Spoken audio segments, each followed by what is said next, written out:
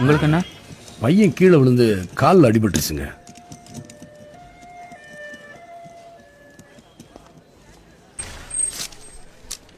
Sir இதில் 8 test எழுதியிருக்கேன்.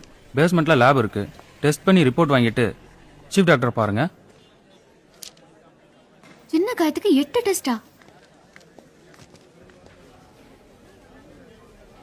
என்னப்பா வலிக்குதா? என்னையா அநியாயமா இருக்கு? கால தகுடு கீழ்ச்சி, இதுக்கு போய் ஸ்கேன் எடுக்க சொல்றாங்க. உயிருக்கு பயந்து ஜிஹெச்ல இருந்து தனியார் ஆஸ்பத்திரிக்கு வந்தா இவனுக்கு இடுப்பு அண்ணா கத்தி கூட கழட்டிக்கிட்டு தான் விடுவானு போல் இருக்கு. தொட்டதுக்கெல்லாம் பணம் கேக்குறாங்க. நீ டெஸ்ட் எடுத்துட்டு டாக்டர் பாரு, நான் பேங்க் போய் பணம் எடுத்துட்டு வந்துடுறேன். ஓகே.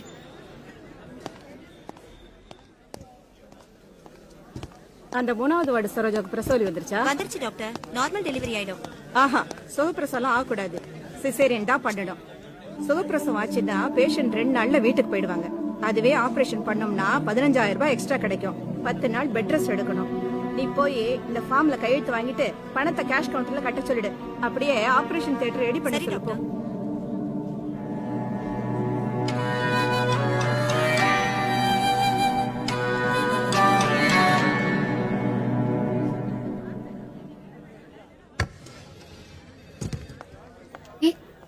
ज्यादा मत करना.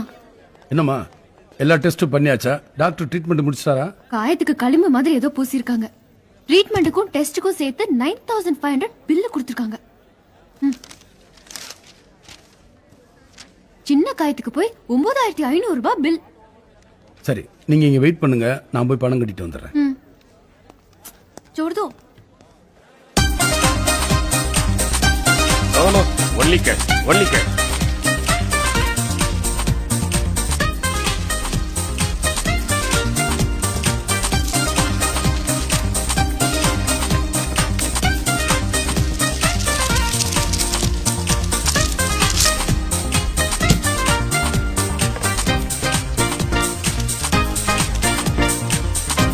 குழந்தைகளை கூட்டிட்டு வீட்டுக்கு போ, நான் ஜிஹெச்சுக்கு போயிட்டு வந்துடுறேன்.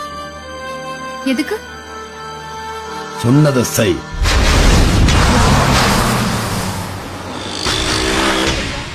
தெய்வம் மாதிரி வந்திருக்கீங்க.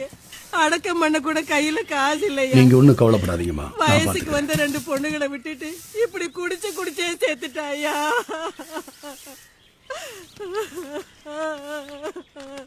ஏமா இதுல ஒரு கையெழுத்து போடுமா? கையெழுத்து போடுவேம்மா? போடுவையா? போடுமா.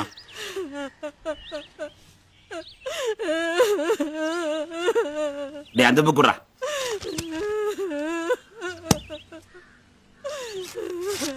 இதாம்மா இத டெத் கன்ஃபர்மேஷன் சர்டிபிகேட். காலை 7:10 உயிர் புரிஞ்சிருக்கு. இத காட்டினாதான் சுடுகாட்டுல பணத்தை எரிக்க முடியும். இந்தாம்மா அதை என்கிட்ட கொடுங்க. இதா சார்.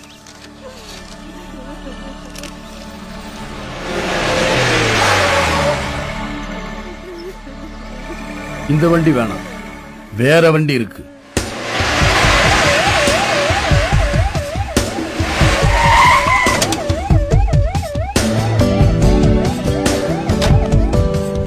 சார், எமர்ஜென்சி வார்டு எந்த பக்கம் இருக்கு? இந்த பக்கம் தான், நேரா போங்க. சீக்கிரம்.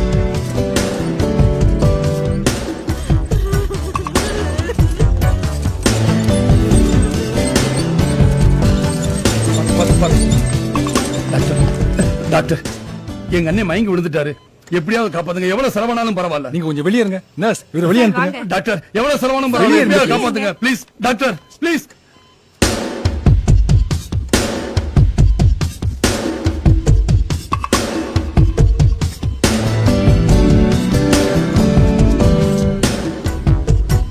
பேஷண்ட் செத்து போயிட்டான். வர வழியிலேயே உயிர் போச்சுன்னு நினைக்கிறேன். இப்போ என்ன பண்ணலாம்? உயிர் போயிடுச்சுன்னு நம்மளுக்கு மட்டும் தானே தெரியும். வெளியில இருக்கிறவங்களா பேஷண்ட் ஏதோ மயக்கத்துல இருக்கிறதா நினைச்சிட்டு இருக்காங்க. நாம பாட்டு ட்ரீட்மெண்ட் பண்ணுவோம். சீரியஸ் கேஸ் சொல்லி நீ ஃபுல்லா ட்ரீட்மெண்ட் பண்ணிட்டே இருப்போம். என்ன டாக்டர் சொல்றீங்க? Okay, you are correct. Keep Let us it try to fresh. extract some money here. Let's underplay it. உள்ள ட்ரீட்மெண்ட் நடந்துட்டு இருக்கு.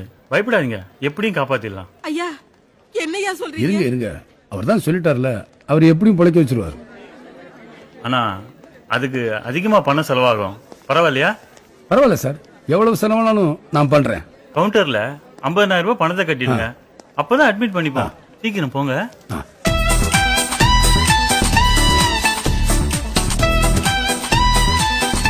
சார் பேஷண்ட் பேர்ல பில்லு கொடுங்க.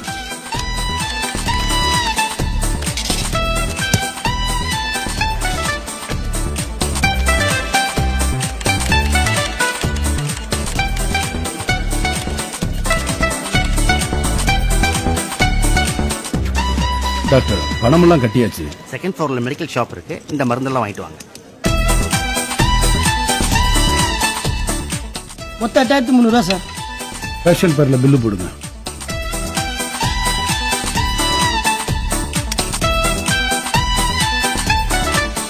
இவ்வளவு மெதுவா வரீங்களே, அவசரம் தெரியாம.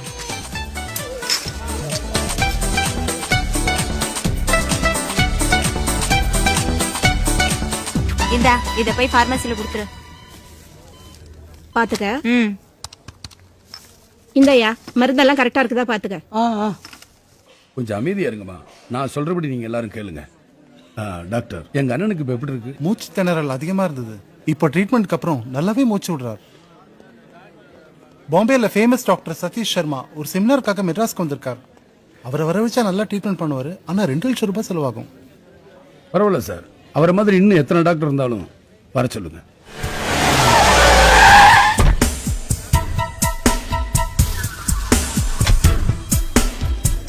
Hello doctor, welcome. Hello, let's go. Thanks for making it.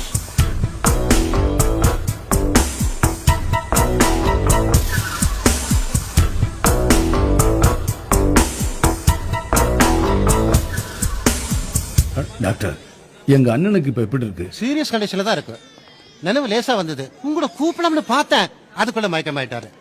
2 மணி நேரத்துக்குள்ள நினைவு திரும்பிடுச்சுன்னா nothing to worry. Take care.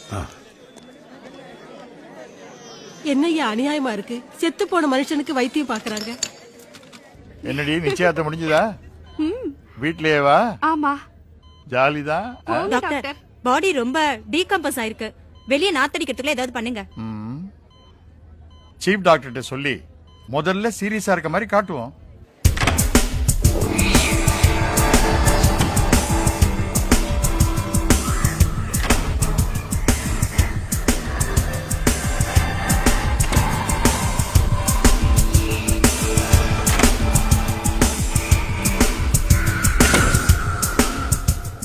இப்ப டாக்டர் வருவாரு.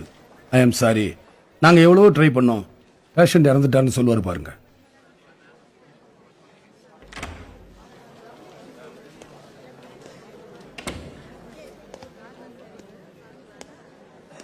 ஐம் சாரி, நாங்க எவ்வளவோ ட்ரை பண்ணோம். பேஷண்ட் இறந்துட்டாரு. மொத்தம் 3 லட்சம் ரூபாய் செலவு பண்ணிருக்கீங்க. இன்னும் 2 லட்சம் பேலன்ஸ் செட்டில் பண்ணிட்டா நீங்க பாடியை வீட்டுக்கு எடுத்துட்டு போலாம். 20 லட்சம் நீங்க இவங்களுக்கு கொடுத்தா பாடியை நாங்க எடுத்துட்டு போறோம். வாட்? என்ன சொல்றீங்க? டாக்டர் கிட்டயும் வக்கீல் கிட்டயும் பொய் சொல்லக்கூடாதுன்னு சொல்லுவாங்க. ஆனா உங்க 2 பேர்கிட்டயும் சொல்லக்கூடாது இன்னொன்னு இருக்கு. எவ்வளவு செலவானாலும் பரவாயில்ல, எப்படியாவது காப்பாத்துங்கன்னு. அதை மட்டும் சொல்லிட்டா போதுமே.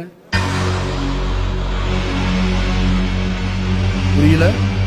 செத்து போயிட்டான்னு கவர்மெண்ட்லயே சர்டிபிகேட் கொடுத்த ஒரு பணத்துக்கு 8 மணி நேரம் வைத்தியம் பார்த்திருக்கீங்க. அதுக்கு உண்டான ஆதாரம் என் கையில இருக்கு. உங்க ஹாஸ்பிட்டல் எம்டி இப்ப இங்க வந்தாகணும்.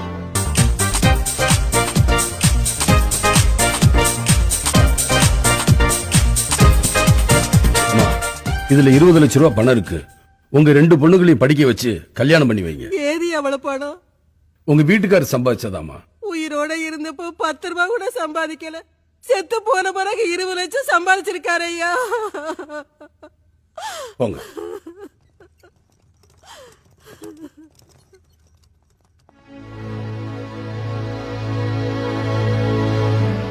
நீங்கெல்லாம் இந்த ஹாஸ்பிட்டல் டாக்டர்ஸ் இல்ல.